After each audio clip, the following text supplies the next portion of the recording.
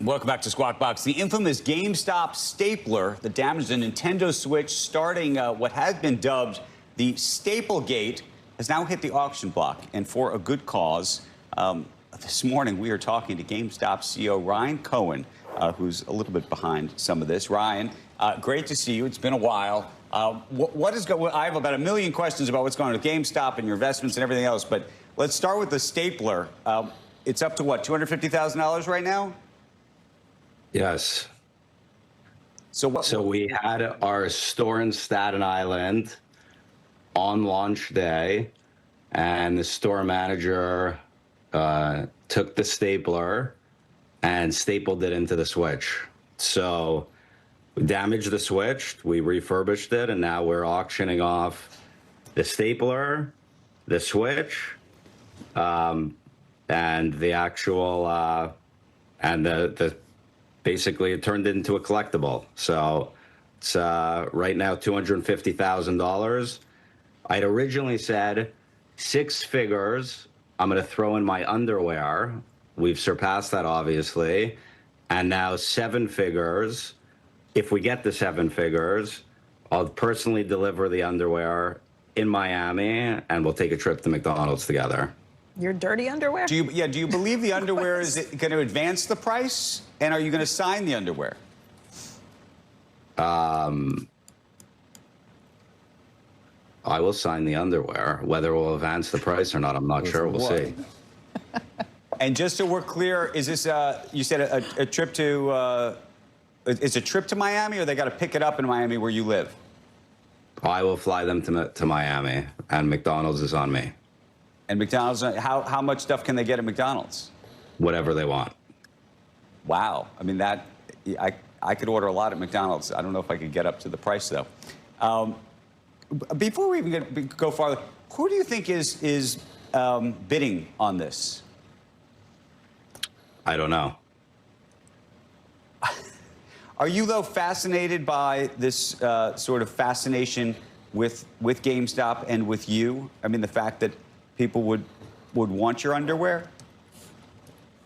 I don't do a lot of interviews where I ask about the underwear, Ryan. It's a nice underwear. What kind? Don't tell me the kind that has those little holders. No. Okay, let's move on. Only the winner is going to find out. Only the winner is going to find out. What are those called? Ryan, let's talk about where GameStop sits right now, in terms of just where you are on the journey. And I mean, I remember talking to you a million years ago, obviously during the sort of GameStop frenzy. But where are you from then to now? We're a much more profitable business, smaller business, less stores, very strong balance sheet.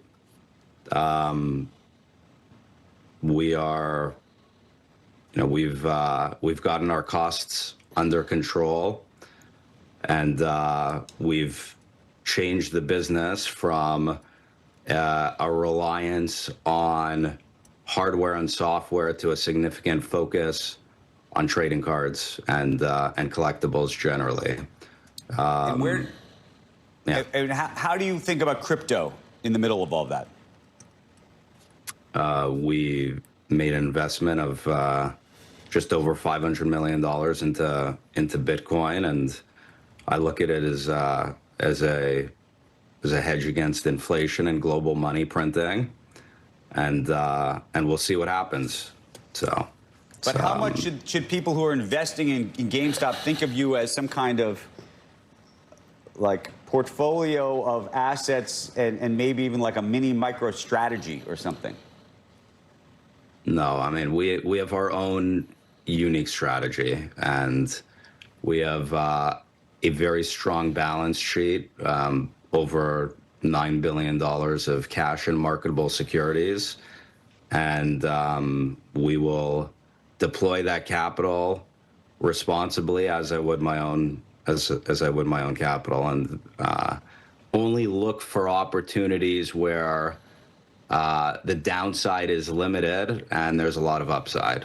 So we'll be opportunistic when we see those opportunities.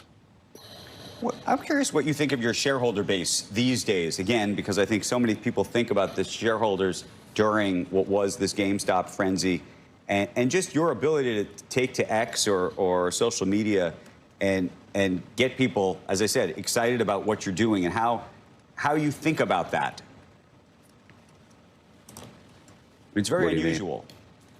Well, it's just unusual. I mean, you and maybe Elon Musk, and I don't know if I should put you in the same category, but have sort of a very special ability to have this sort of fan following that's sort of very unusual. You can post an emoji of something and people go crazy.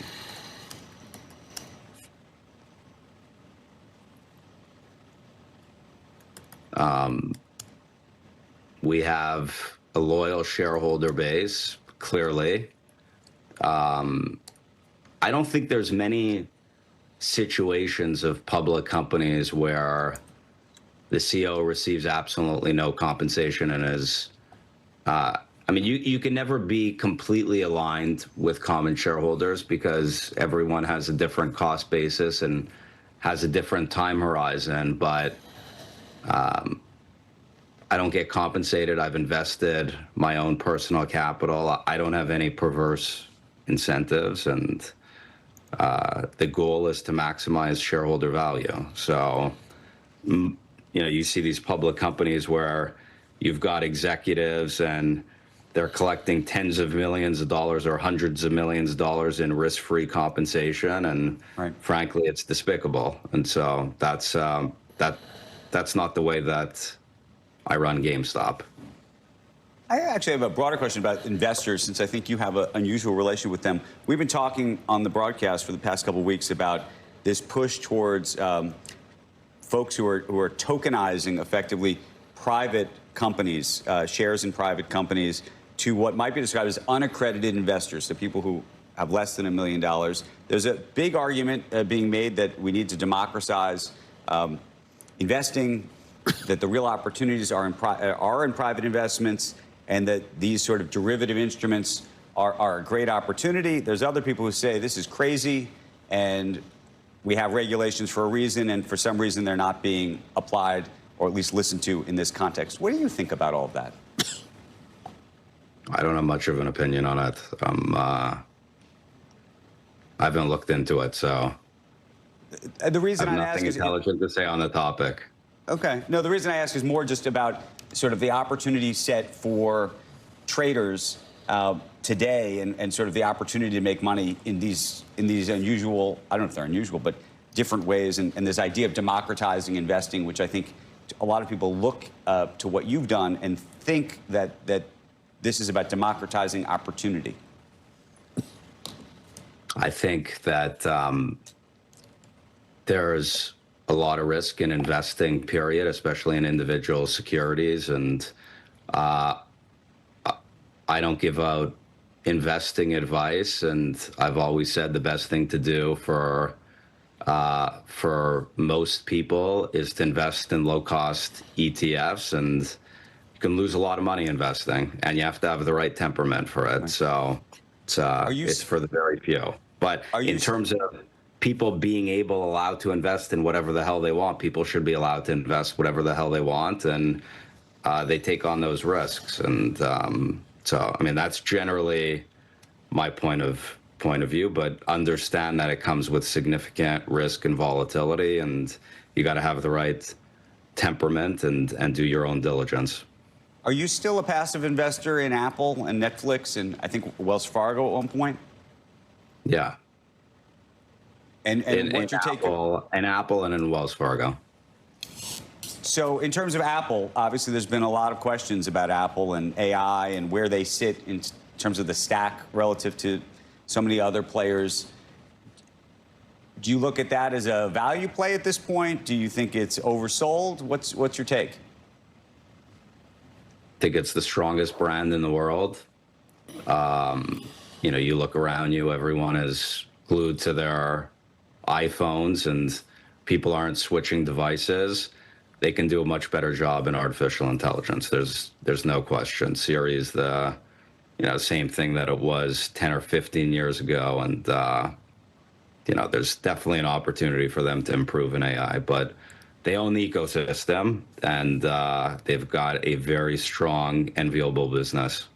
Do you think they need to be super strong in AI, or that can just be a layer from somebody else on top? Only if they can make money. You mean only if they can make money from the hardware part, or you're saying only if they can make money from folks who are paying them to be the layer on top? Yeah, it's not clear who the winners in AI is going to be ultimately.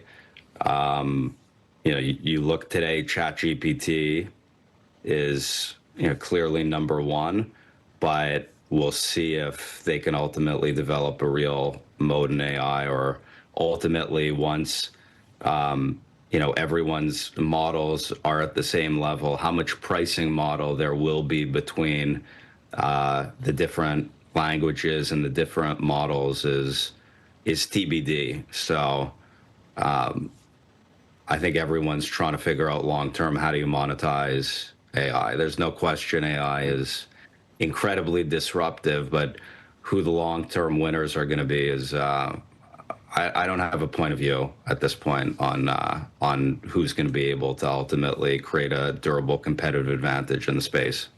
You do have a lot of money in Alibaba, so I imagine you think that they have a credible claim in the AI world, or maybe it doesn't matter? We're supposed to be talking about GameStop. I'm just curious where you land. Well, let me ask you, in terms of trading cards, maybe it goes to crypto and trading cards. Do you think that crypto and trading cards ever go together in some kind of digital way that we don't know about? It could. There's in opportunities there. Give me a little more. We'll see. We'll see what happens. But there's opportunities. Can you tell us about those opportunities in terms of just how to think about it for the investors or even the customers of GameStop right now, like what to expect? There's an opportunity to buy trading cards and to do so using cryptocurrency. So we'll see how much there is on the actual demand side for that kind of product, but there's definitely an opportunity to actually use crypto in the space. And the utility of crypto beyond and investing is a hedge against inflation. I think that so far that's been the biggest demand for crypto. And so the ability to actually use crypto within transactions is something that is an opportunity. And it's something that we're looking at. Is that stable coins? Is that Ethereum? Or are you thinking people are going to actually use Bitcoin to pay for things? We're going to look at all cryptocurrencies. Okay. Ryan, we're going to leave it there. We appreciate it. We wish you lots of luck today with this big auction. We hope that you make a lot of money for charity. And if somebody wants the stapler and the underwear and McDonald's, you can go out and get it this morning. Are you going to place a bet? Well, you might have priced me out already because we're at what are we at, 250? It might be going up as we're talking. So I don't, if it had been at 250, I think that would have been a steal. 249, 700. But, it's not too late. You've got about a day left. I got a day left. I may do a GoFundMe page to see if I can maybe crowdsource some money to put together for our trip to McDonald's. Thank you. All right. Appreciate it.